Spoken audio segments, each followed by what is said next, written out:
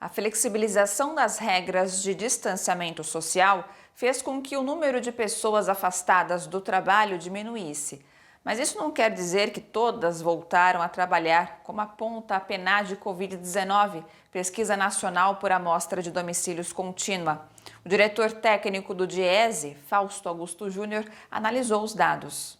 O número de ocupados vem reduzindo, o número de pessoas dentro do mercado de trabalho também, ou seja, perdeu mais de 2 milhões de postos de trabalho, o que vai significando que, apesar da volta de vários setores, em especial em cidades bastante importantes como São Paulo e Rio de Janeiro, a economia está com muita dificuldade para de fato retornar. É algo que já se esperava, uma vez que não teve controle de fato da pandemia, nós ainda estamos no momento de pandemia. Teve uma insistência de um conjunto de governos aí no retorno econômico, na reabertura, como se isso de fato fosse trazer os empregos de volta, mas os dados aí que já pegam os dados de julho mostram que não, mostram que os empregos de fato foram perdidos, muitas vagas de trabalho foram fechadas e que para o retorno efetivo da economia e dos postos de trabalho, você vai precisar trilhar um caminho mais longo. Eu acho que enquanto a gente não caminhar aí para uma discussão efetiva e de controle do processo da pandemia, dificilmente a economia volta aos seus eixos. E além disso, a questão do emprego vai se mostrando algo bastante mais complexo do que muitos analistas analisavam, inclusive, né? Em especial aqueles que achavam que era só abrir a economia, novamente o retorno aí da saída do isolamento social, resolveria a questão do emprego. O emprego já vinha muito deprimido mesmo antes da pandemia, e a pandemia, na verdade, agravou mais essa situação.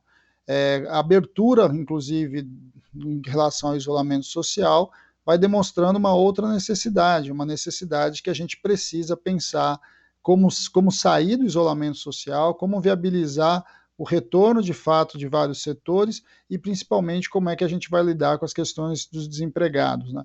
É bom lembrar que o nosso maior problema hoje, inclusive, não está nem no número de desempregados, é o número de pessoas que não têm renda e sequer buscam emprego.